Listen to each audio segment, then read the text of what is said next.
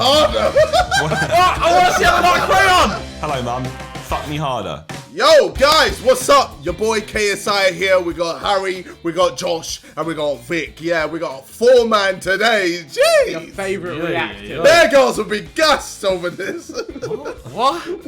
What? He's on the weird side of the bed. He's on the weird side of the bed. You're way too gassed for this. Well, I guess a few guys will get gassed as well, you know what I mean? Yeah, we don't judge you, we don't judge. Orgy out here. What is happening? Anyway. They came to this channel to try and save their lives, and this is what they've been met by. Run the video. Oh, energy. Hey guys, what's up? It's Charlie here, and today we're going to be looking at 10 tips that could save your life. You never know when you may be in a dangerous situation where you need your life saved. Don't drag your car underwater. Well, here are some tips to keep you very safe in the modern world, and also some tips for survival in pretty much any situation. Before we get into it, why not subscribe and press the notification bell too. Coming in at number 10, we have two-way mirror. So what could be creepier than someone looking at you in a two-way mirror? Believe it or not, every year there are hundreds of reports of two-way mirrors in changing rooms and bathrooms. But how can you tell whether it's a two-way mirror or not? You put your finger on it, I think. Yeah. I mean, every mirror you see, would you do that? Yeah. Every mirror, you go up to it and just finger it. Surely you're a bit paranoid at that point. If I was in a situation where I was like getting naked and I feared someone might be watching me, I might do this. But actually, no, I don't mind. They can see me naked. It's not much effort. So every time you go to the toilet, then? Well, no, because you don't get you go in the cubicle, right? If you're in like a public toilet. Yeah. I got nothing to hide, bro. If someone wants to see my dick, they can see it, bro. Man, hanging. Obviously, I'm a grower, not a shower, but still, when I'm growing, it's a madness, man. Dingo all day. Okay, he's fucking outside. Just press play. It's called the Fingernail Test and determines whether you're looking at a two-way mirror or not. All you need to do is place your fingernail on the surface of the mirror. If there's a gap between the reflection and your finger, then you're safe, as you're looking in a regular mirror. But if there's no gap between your finger and its reflection, then you're looking in a two-way mirror. It finds out he's got a two-way mirror in his own room. So it's good if there's a gap, right? Yeah, there's a massive gap. Okay, yeah, cool. All right, no one's looking at me in my bedroom. Josh is sat on the other side, like, no, Harry. And you better not do anything too embarrassing in front of the mirror. It's a banging video idea. I spent 24 hours behind a two-way mirror, and this is what I saw. Oh no. I'm gonna get one fitted. I mean, it might be illegal though. I'm pretty sure it's illegal. Yeah, I'm not sure that's okay. Your channel, Vic, yeah? 2021, Vic Star I'm not sure that's okay, you know? That's like 24 hours kidnapping. I mean, it's the same concept as like I spent 24 hours in the Sidemen house and they didn't know. Like the Alex didn't go to jail. Like, I mean, he's got a point, but you're talking about members of the public who are getting the Sidemen involved. No. Like other YouTubers. Like I'll just be like, oh, I'll redecorate your room and I just fit a mirror and just. It's just Vic sat in the cupboard behind the mirror. Well, yeah, maybe don't do that. Next up is elevators. So elevators are good for getting around in tall buildings. Yeah. They definitely save you a lot of time. I've been up that elevator, I think. On one of the video shows. Where is it? I feel like it's at the Marriott in New York, if I'm not bugging. Or it doesn't look like. Maybe. One sec. I'm gonna Google this. I'm sorry, lads. Fun facts of Harry. Marriott New York. It could be that pyramid-looking. It's not Luxor. Hotel in Vegas. Okay. No, you can. It's triangular. Look. It could be actually. You're right. Is It's it one that one? corner. No. Wait. Is it Luxor? No, it's not. Adjed, you got it right. It is. Hang on. You're right, Harry. It's not very tall though. Is Marriott taller than that? Yeah, the Marriott's fucking. It's a big old thing. That doesn't look very it's tall. not. It's the same design, but it's a different building. But it's the same. It's the There's same. a lot of hotels like that, to be fair. Hey yo, why do we care? Who cares? I don't know. He's having his fun facts time. I cared. I thought Harry likes elevators, and you like having orgies. All right, swings and roundabouts. But what if you're in an emergency situation and you cannot stop at another floor? Well, here's a trick to make an elevator into an express elevator. This is a trick used by police to get to floors quicker. Of course, police can't just stop the elevators when they need to get to a major situation. So if you're ever in an emergency, here's how to use an elevator without it stopping. First off, hold the close door button until the doors close, and then keep holding it. Then press the floor button you want to go to and do not let go of the number or the closed door button until the elevator begins to move. This actually allows you to go straight to that floor without the elevator stopping. Oh, I'm just nabbing this in future. And that is a hack in general. Yo, that's sick. Wait. You're saying... Oh, bro, we've just shown this to millions of people. All of a sudden, people are going to be on the third floor waiting for the elevator, and it's just going to go past. It's never going to They're come. going to It's see it just go never gonna 4, come. 3, 2, 1, ground. They're going to be stood there Even in like some that. hotels as well as like that, where like it just non-stop just stops It just constantly. stops, Oh, yeah. it's the worst. I wish I'd known this where I used to live. Like, I could have got to my floor easy. This works on every single elevator, but only use it in an emergency. It's very Yeah. selfish Oh, to yeah, use sure. otherwise, so make sure you're in an emergency before using this. Oh no.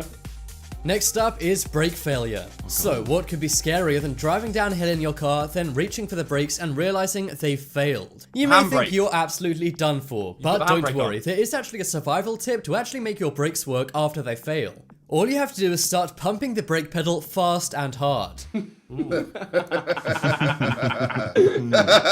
Yeah, you can see where Vic and Jady's brains are today, can't you? Vic wants to spy on people, and Jady wants orgies.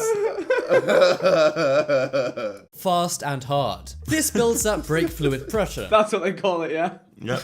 Oh, Jesus. Of course, another thing you could do to aid this is to use the parking brake. And if you run out of all options, you could scrape your car against a guardrail to slow it down. However, this will ruin your car and could go wrong. Doesn't look very safe. What? It's Not gone very very safe, that one, wrong. is it? Not a good example photo to Gone use. very wrong.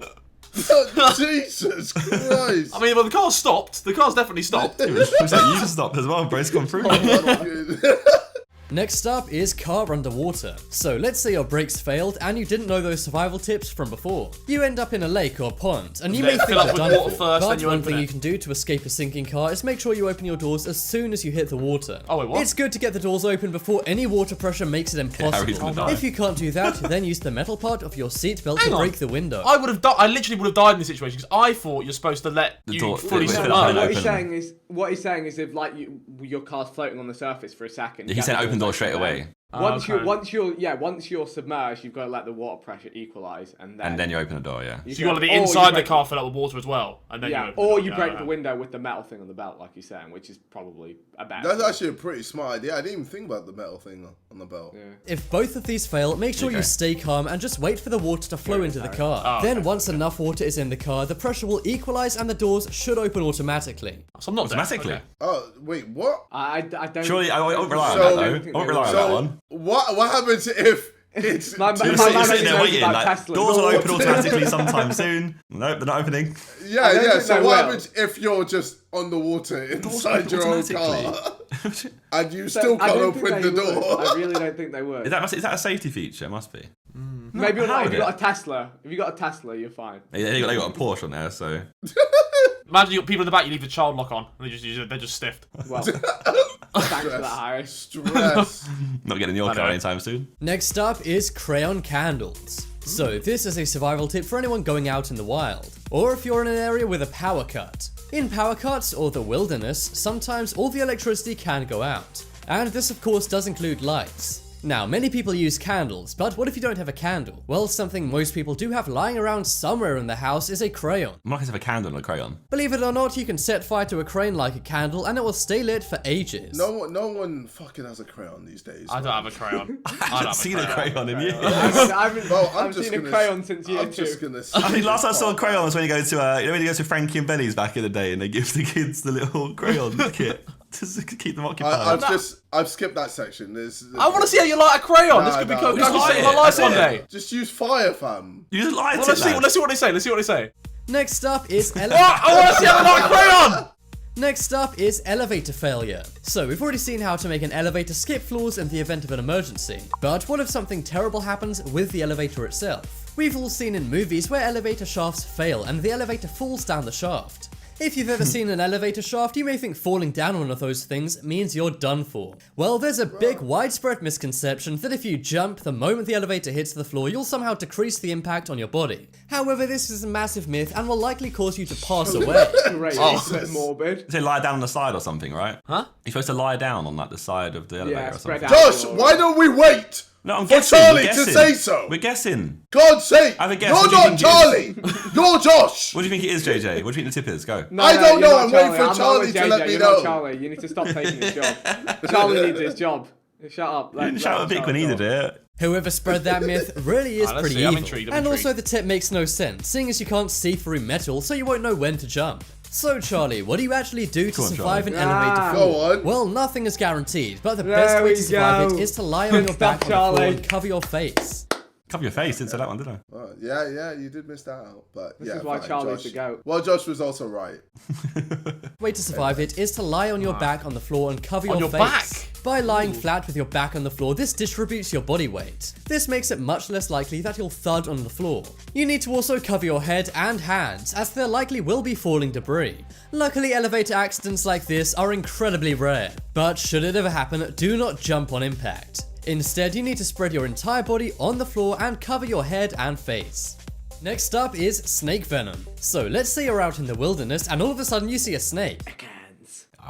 The snake strikes and bites you. Now you have venom inside your body and you could pass away. You may have seen on TV shows that the best bet is to suck out the venom, but much like the jumping and a falling elevator tip, this is total bogus. You should actually never ever suck venom out of a snake bite, as it's very dangerous. Instead, it can actually help to spread the venom in the bite and also damage the skin around the bite. Some people think that the person sucking the venom out will also pass away, seeing as they've ingested the venom. However, that's incredibly unlikely and they would be fine. However, you might not be. So how do you actually treat a snake bite? Instead, what you really should have is a suction device for removing the venom. Oh, yes. Oh, yeah. I always have one of them about. I guess if you live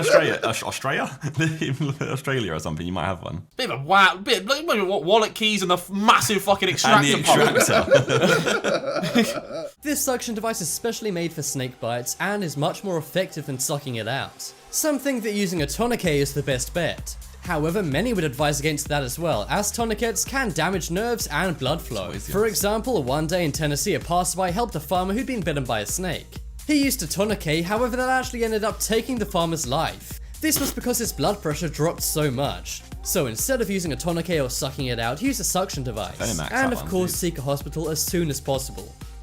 Next up is key self-defense. Okay. So when I say key self-defense, I don't mean basic self-defense. I mean self-defense using a key. Let's say you're walking down a dark alley one night and you see a creepy guy behind you. It may be your instinct to grab your keys kind of like this. This way it makes kind of a spiky brass knuckle around your hand. But believe it or not, this is not the best way to do it. Keys can actually be used as a good self-defense mechanism, but the technique known as the Wolverine, where you put your keys in between your fingers, is not a good idea. Instead, you should do things a lot more basically. Simply grasp your keys in your fist like what's shown on screen. This is a much better way to defend yourself. Then you simply need to jab anyone who comes near you. However, some self-defense experts say that keys aren't the best way. They say keys create an illusion of safety, and if they're near enough to use keys, you're better off doing something like pulling their hair or poking them in the eyes.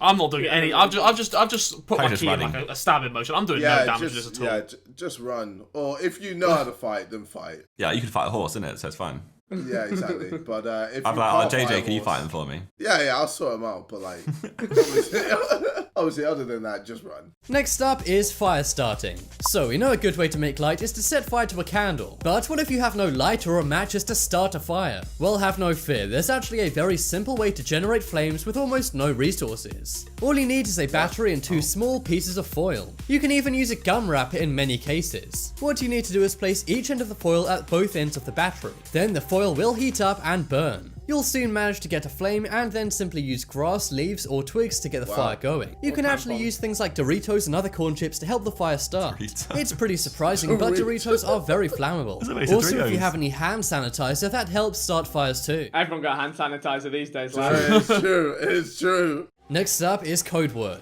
So let's say in a very unlikely situation, you're kidnapped. You may think there's no way out, but many kidnappers actually let their hostages contact their family and friends. They often do this to make sure your family doesn't worry and call the cops. Wait, so what if your code word is like harder? Here he goes. He's off on one again. You know what? If the code word is harder, JJ, then they go harder on you. They may tell you to call or text a family member saying that you're alright. But in this situation, you can use that to make your family aware that you've been taken. What you need to do is make a code word. For example, your code word could be I'm fine. Then if you call a family friend or text them saying I'm fine, they'll know that something's wrong. Code word. But I mean, technically, it works though, because like, as long as you both are aware. Sometimes you're like, say, oh, how are you? I'm fine. And I'm like, oh shit, call the police. Yeah, legit. Also, if you've been kidnapped and your code word is like the banana has fallen, and like you're like, okay, can you text your family to say you're okay? The banana has fallen. They're like, what have you done there? Hello, Mum. The banana has fallen. Alright, what about fuck me harder? Why would you call someone to say that? Same concept, JJ. JJ. You're thinking of safe JJ, words. so they've gone, right, all right, here you He's go. thinking of safe Call your words. mum and let her know you're All fine, right. so she'll call the police. And you go, right, hello, Okay, Mum, yeah. fuck me harder. Yes, that works. Fuck me harder, mum. Then what do you think the kidnapper's going to do? What's going on? To be- What's if anything, going on? If anything, the kidnapper's gonna be like, yo, I picked the wrong one. And then release me.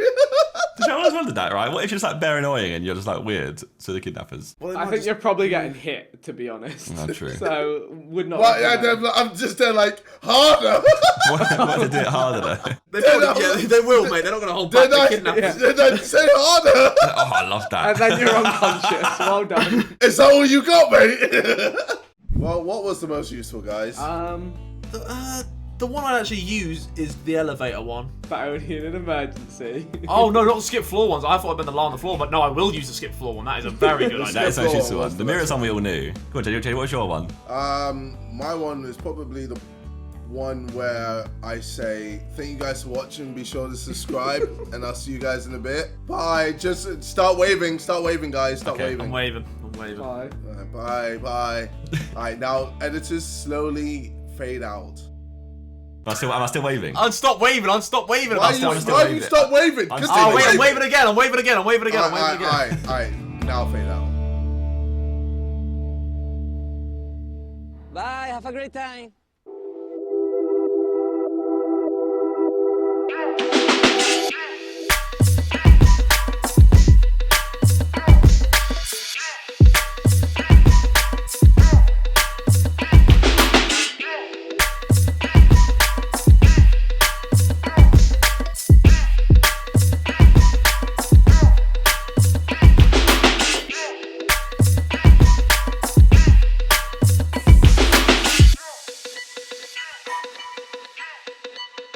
Can I stop now?